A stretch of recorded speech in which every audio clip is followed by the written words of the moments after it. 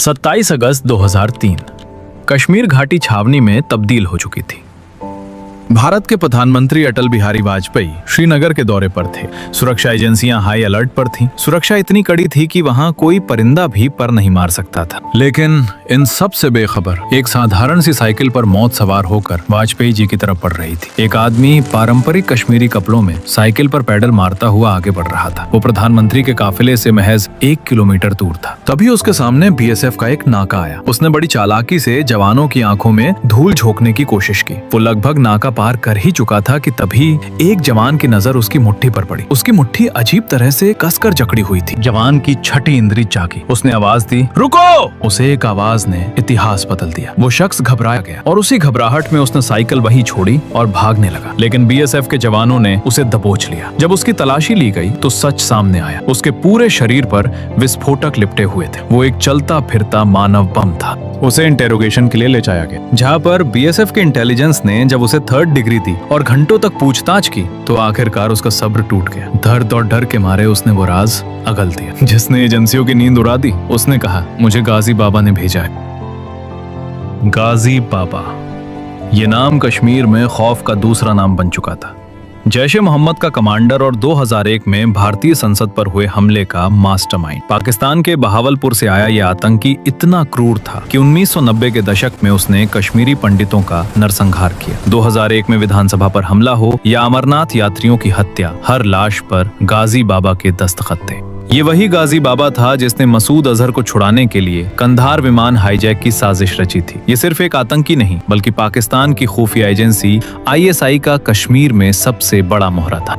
वो खुद को कश्मीर का ओसामा बिन लादेन मानता था। उसकी सुरक्षा इतनी कड़ी थी कि वो हमेशा 10 हथियारबंद आतंकियों के घेरे में चलता था और सोते वक्त भी अपने शरीर पर बारूद से भरी जैकेट, सुइसाइड वेस्ट पहने रहता था। उसे जिंदा पकड़ना नामुमकिन था और मारना शेर के मुंह में हाथ डालने जैसा। लेकिन गाजी अगर हैवान था तो उसका काल बनकर आए BSF के जांबाज अफसर नरेंद्र दुबे। दुबे पिछले कई महीनों से गाजी की परछाई का पीछा कर रहे थे। जब उन्हें पता चला कि पकड़ा गया साइकिल वाला गाजी का खास आदमी अंसर है तो दुबे ने उससे पूछताछ शुरू की। अंसर ने बताया कि गाजी का एक ठिकाना है। दुबे ने तुरंत वहां रेड मारी, लेकिन गाजी वहां से निकल चुका था। दुबे खाली हाथ लौटने वालों में से नहीं थे। उन्होंने उस इलाके की छानबीन की और एक कारपेंटर बढ़ई को पकड़ा जो अक्सर गाजी के ठिकाने पर जाता था। दुबे ने उस कारपेंटर की आंखों में आंखें डालकर बस एक सवाल पूछा, गाजी कहाँ है? कारपेंटर समझ गया कि अगर सच नहीं बताया तो खैर नहीं। उसने कांपते हुए एक पता बताया, नूरबाग, श्रीनगर। 30 अगस्त 2003 सुबह के 3 बज रहे थे। नरेंद्र दुबे अपने 3 सबसे भरोसेमंद साथियों त्रिवेदी, हिमांशु और विनु चंद्रन के साथ नूरबाग की उस 3 मंजिला इमारत के बाहर खड़े थे। पूरी बिल्डिंग को BSF ने घेर लिया था। यह करो या मरो का मिशन था। ऑपरेशन शुरू हुआ। टीम दबे पांव अंदर घुसी। Ground floor clear, first floor clear. Second floor पर एक औरत मिली जो गाजी की पत्नी सादिया थी। उसे सुरक्षित बाहर किया गया। अब बची थी तीसरी मंजिल। सीढ़ियां चढ़ते वक्त हर जवान की सांसें थमी हुई थी। उन्हें पता था कि ऊपर मौत उनका इंतजार कर रही है। दुबे ने तीसरी मंजिल का दरवाजा खोला। एक नजर में कमरा खाली लगा। दुबे का माथा खनका। क्या गाजी फिर भाग गया? दुबे गुस्से में पलटे ही थे कि उनकी नजर कमरे में लगे एक बड़े शीशे पर पड़ी। उस कमरे में दीवार पर एक आदमकद शीशा लगा था। एक जवान धीरे से आगे बढ़ा। जैसे ही उसने शीशे को छूने की कोशिश की, शीशा अपनी जगह से हिल गया। वो शीशा नहीं, एक छलावा था। उसके पीछे एक खुफिया बंकर था। शीशा के हटते ही अंदर से गोलियों और ग्रेनेड्स की बारिश शुरू हो गई। ये एक जाल था। कमरा छोटा था, छिपने की जगह नहीं थी। गाजी और उसके साथी अंदर से फायर कर रहे। जवान बलवीर सिंह को गोली लगी और वो वहीं शहीद हो गया।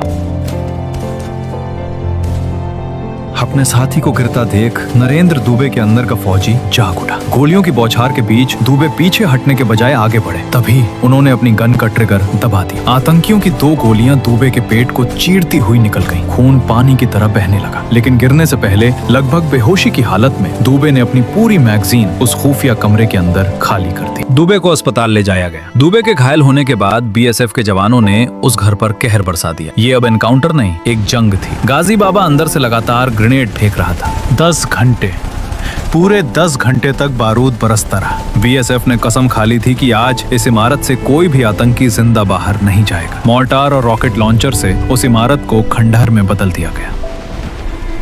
जब धुआं छटा और जवान अंदर घुसे तो वहाँ 3 लाशें पड़ी थी। उनमें से एक चेहरा वही था जिसे भारत की एजेंसियां सालों से ढूंढ रही थी। जमीन पर मुंह के बल पड़ा वो शख्स गाजी बाबा था। गाजी बाबा मौत का मतलब था कश्मीर में आतंकवाद की रीढ़ की हड्डी टूट जाना। गाजी बाबा की मौत ने जैशे मोहम्मद की कमर तोड़ दी। पाकिस्तान में बैठे मसूद अजहर को यकीन नहीं हुआ कि उसके सबसे बड़े कमांडर को बीएसएफ ने घर में घुसकर मारा है। इसके बाद कश्मीर में आतंकी हमलों में भारी गिरावट आई। ये जीत थी उस जांबाज अफसर नरेंद्र दुबे की, जिन्होंने अपनी जान की परवाह किए बिना देश के दुश्मन को जहन्नुम पहुंचाया। लेकिन अफसोस की बात है, आज हम रील बनाने वाले सोशल मीडिया स्टार्स को तो जानते हैं, पर असली हीरो नरेंद्र दुबे का नाम शायद गूगल पर भी मुश्किल से मिले। अगर आपको ये वीडियो और हमारी ये कोशिश पसंद आई हो तो वीडियो को लाइक और शेयर जरूर करें और कमेंट में जय हिंद जरूर लिखें, ताकि दुनिया को पता चले कि हम अपने नायकों को भूले नहीं हैं। वंदे मातरम।